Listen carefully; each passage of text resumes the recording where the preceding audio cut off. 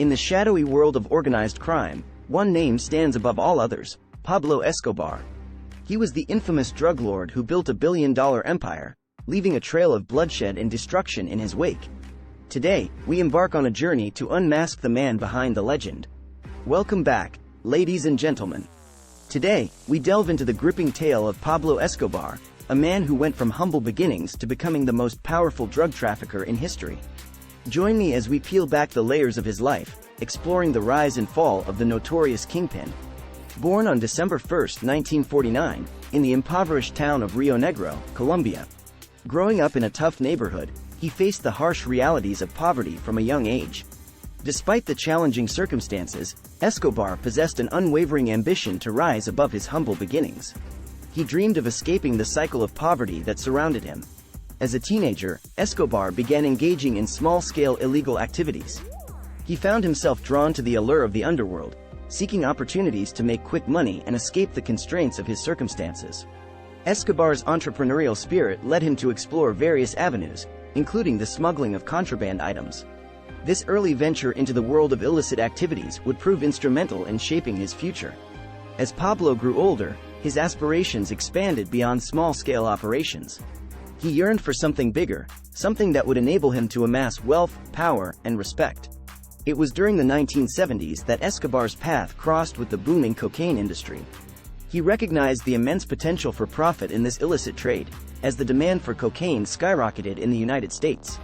Eager to capitalize on this opportunity, Escobar began forging connections within the criminal underworld.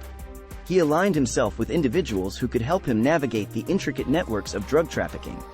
With a meticulous attention to detail, Escobar's operation employed countless workers, from coca leaf harvesters to chemists skilled in the synthesis of cocaine. They worked tirelessly, ensuring a steady supply of the illicit drug. The cocaine, once processed, was meticulously packaged and prepared for transport. Escobar and his cartel meticulously devised strategies to smuggle the drugs across borders, evading authorities and ensuring a seamless distribution network. Escobar's empire reached far beyond the borders of Colombia. His network extended into neighboring countries and eventually infiltrated the United States, flooding its streets with the highly addictive and profitable drug. The influx of Escobar's cocaine had a devastating impact on American society. Addiction rates soared, communities were torn apart, and violence associated with the drug trade escalated to unprecedented levels. As Escobar's drug empire expanded, so did his power and influence. He became a figure of fear and respect, ruling with an iron fist over the operations of the Medellin cartel, his criminal organization that dominated the cocaine trade. With unfathomable profits flowing in, Escobar indulged in a life of extravagant luxury. He built opulent mansions, acquired fleets of luxury cars, and threw lavish parties that were the envy of even the most affluent.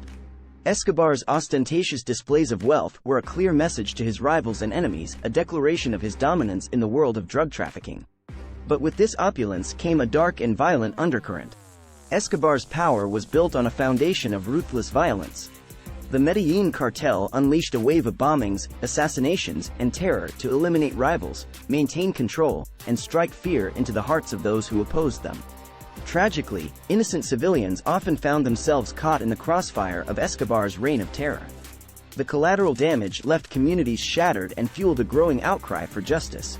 As Pablo Escobar's drug empire continued to flourish, so did his personal wealth. He reveled in a life of excess, surrounded by opulence and luxury that few could even dream of. Escobar's mansions stood as palatial symbols of his extraordinary wealth. These sprawling estates, complete with sprawling gardens, lavish interiors, and stunning views, were a testament to his power and influence. Escobar's parties were legendary spectacles of excess and indulgence.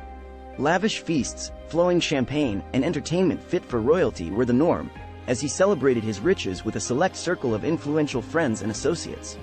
Escobar was known for his charisma and charm, and he surrounded himself with beautiful women who adorned his arm at these exclusive events. They were symbols of his status and his ability to command attention and desire. Escobar's appetite for risk and adrenaline extended beyond the drug trade. He was known to partake in high-stakes gambling, placing bets that mirrored the intensity and unpredictability of his criminal endeavors. From rare works of art to exotic animals, Escobar spared no expense when it came to indulging his desires. His possessions reflected his insatiable thirst for a life of unparalleled luxury. As news of Escobar's extravagant lifestyle spread, the stark contrast between his riches and the poverty experienced by many Colombians became a point of contention. Escobar's wealth served as a constant reminder of the inequality and corruption that plagued the nation. However, amidst the glamour and excess, Escobar also engaged in acts of philanthropy. He was known to support local communities, funding schools, hospitals, and other charitable endeavors. These actions blurred the line between his criminal exploits and the goodwill he aimed to project. Behind the extravagant facade, Escobar wrestled with the duality of his persona, a man who simultaneously reveled in wealth and power, while perpetuating violence and destruction. As Pablo Escobar's empire reached its zenith, the pressure from Colombian authorities and international agencies intensified. The once untouchable drug lord found himself in the crosshairs of a relentless pursuit for justice. Escobar became a fugitive, constantly on the move, evading capture and staying one step ahead of the authorities. His ability to elude the grasp of law enforcement for years only fueled the legend of his cunning and resourcefulness. Colombian authorities, backed by international support, launched a relentless assault on the Medellin cartel. They raided drug labs, confiscated assets, and arrested key members of Escobar's operation, slowly dismantling his criminal empire. The pressure extended beyond Escobar himself. His family faced threats and kidnappings as rivals sought to use them as leverage. Escobar's devotion to his loved ones added an additional layer of complexity to his precarious situation. As the noose tightened, Escobar reached out to the Colombian government, seeking a deal that would protect him and his family. Negotiations were initiated, leading to a controversial agreement that allowed Escobar to surrender in exchange for a reduced prison sentence. The agreement sparked public outrage, with many questioning the leniency granted to a man responsible for so much bloodshed and destruction. The deal exposed the deep-seated corruption within Colombia's institutions and fueled a sense of injustice among the population.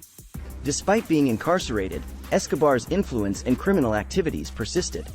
He maintained connections with his loyalists, continuing to orchestrate acts of violence and drug trafficking from behind bars, further undermining the fragile peace that was meant to prevail.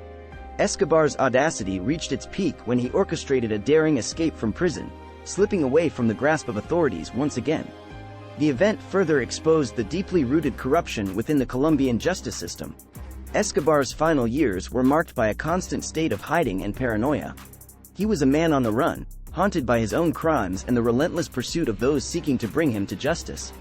On December 2, 1993, the search for Escobar came to a dramatic end. Colombian authorities, supported by U.S. intelligence agencies, located him in a hideout in Medellin. In a desperate attempt to avoid capture, Escobar met his demise in a hail of bullets. Pablo Escobar's death left a void in the criminal underworld, but his legacy continued to cast a long shadow over Colombia. The scars of his reign of terror would take years to heal, and the country would grapple with the repercussions of his actions for decades to come. In the aftermath of Pablo Escobar's reign, Colombia has undergone a profound transformation. The country has made remarkable progress in combating drug trafficking, rebuilding communities affected by violence, and striving for a more just and peaceful society. The era of Escobar was a dark chapter in our history. The fight against drug trafficking is an ongoing battle, and it requires collaboration, understanding, and a multifaceted approach. It is crucial to support the work of organizations, governments, and individuals who are dedicated to making a positive difference in the lives of affected communities. Let us remember that behind the stories of drug lords and criminal empires are real people, victims, families, and communities. It is their resilience and determination that inspire us to keep striving for a world free from the grip of the drug trade. Thank you for joining us on this journey through the life and legacy of Pablo Escobar. If you found this video informative and thought-provoking, don't forget to hit the like button and subscribe to our channel for more engaging content.